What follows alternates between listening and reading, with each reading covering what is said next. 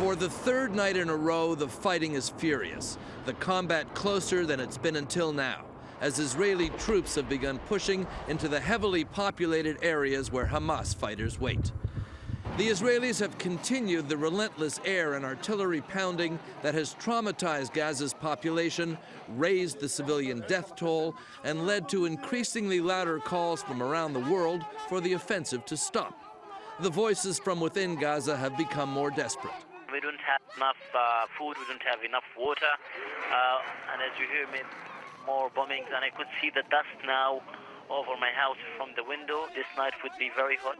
The Israelis have continued their advance, first moving into the northern part of the Gaza Strip and up the middle, effectively cutting the Strip in two, and now into the south. Having cut Hamas up into isolated segments, they're now attacking it.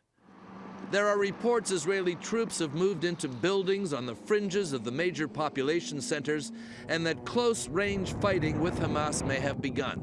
Phase 2, the ground invasion, may be moving to Phase 3, rooting out Hamas from its booby-trapped strongholds.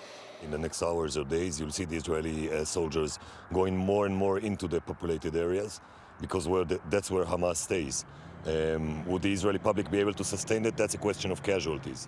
It's also a question of whether the Hamas rockets continue to be fired into Israeli cities.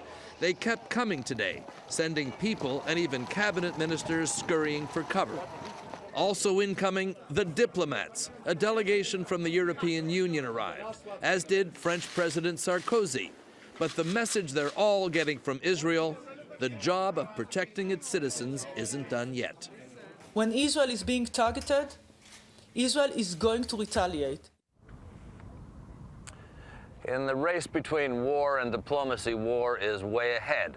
The diplomatic wheels have begun to creak, but thus far, Katie, they're making very little progress. And Mark, when it comes to diplomacy, what are both sides looking for to reestablish the ceasefire that ended last month?